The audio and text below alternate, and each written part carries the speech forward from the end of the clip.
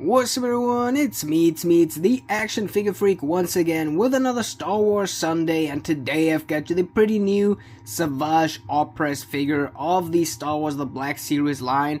I was pretty hyped for this one. It's pretty new, and Savage Opress was one of the hardest characters in Clone Wars back then.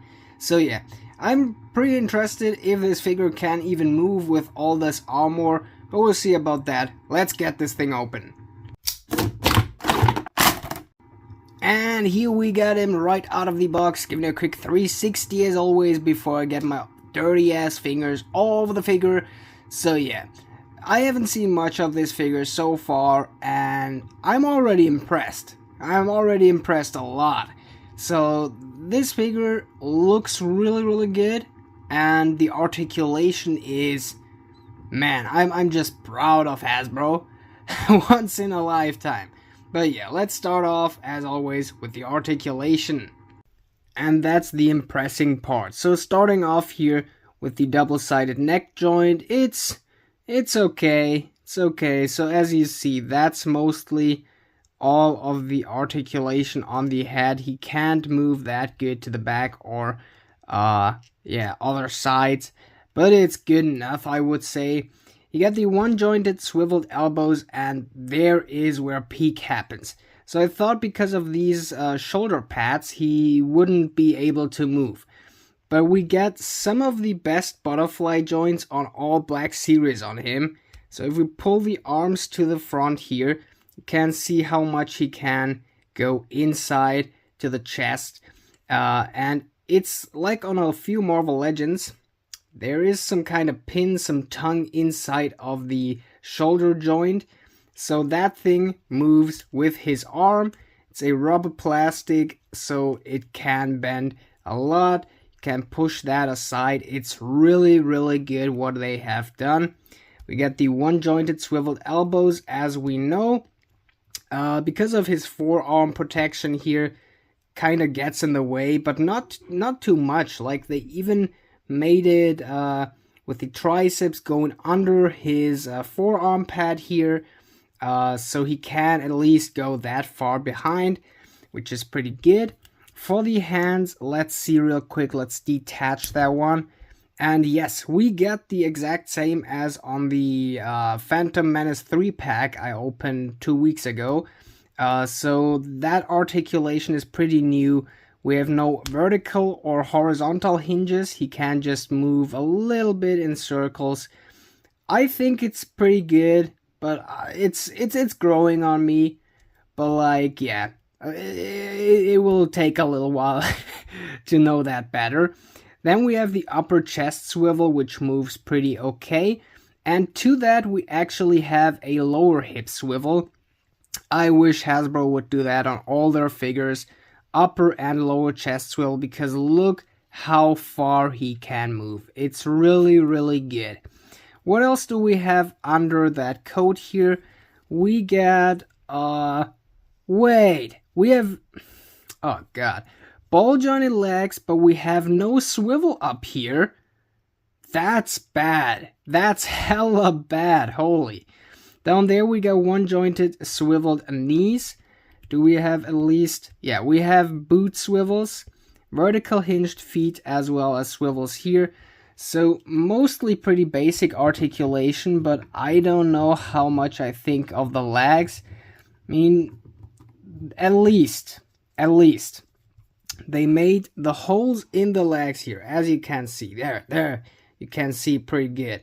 They made it big enough that we can kind of adapt that movement, so he can twist that leg a little bit, but it's not the same. Think they figured out a good way, but that wouldn't have changed anything. But yeah, that to the articulation, pretty good so far. Let's move on to the accessories.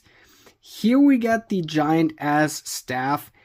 I don't quite remember him using that in the series, like once or twice.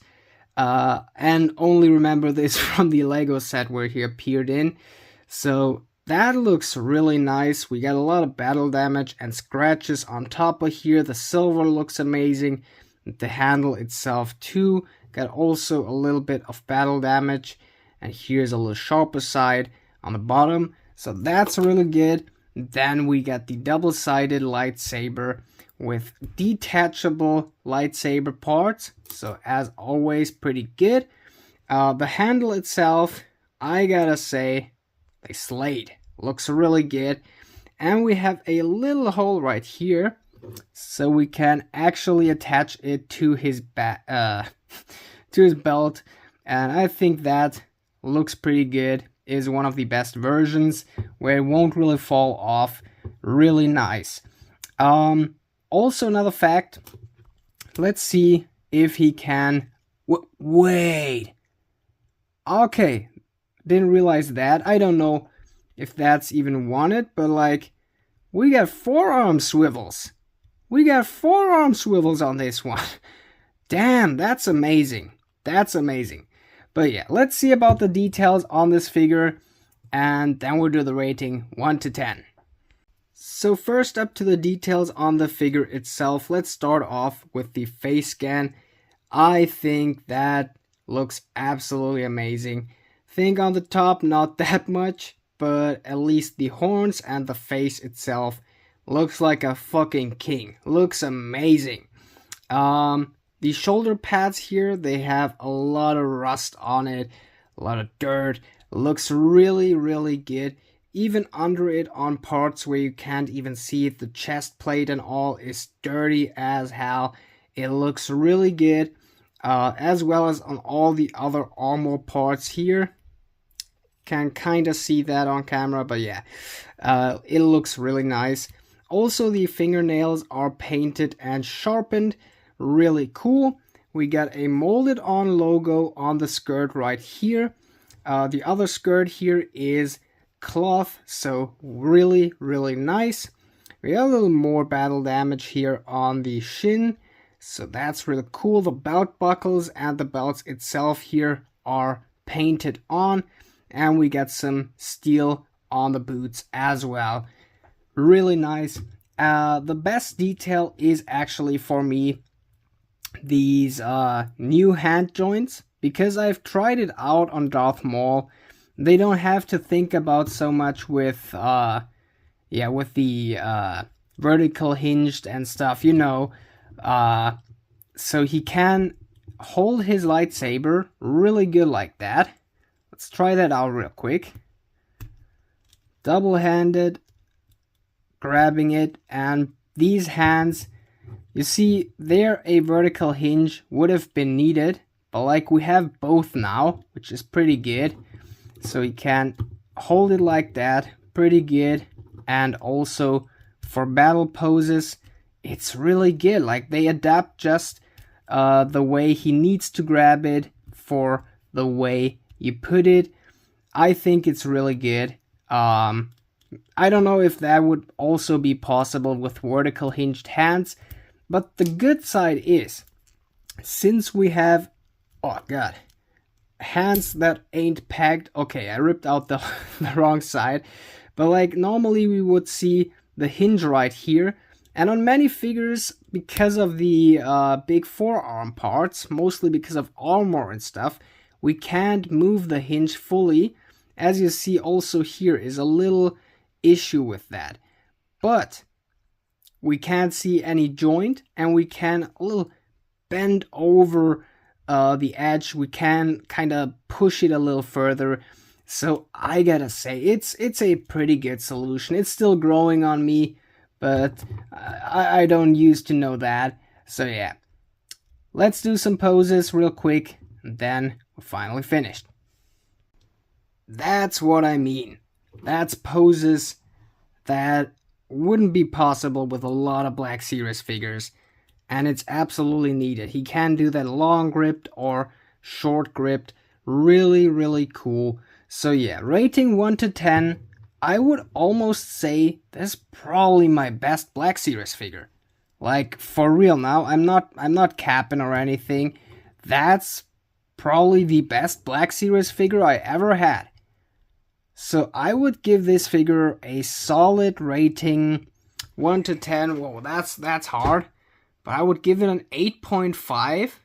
8.5 to 9.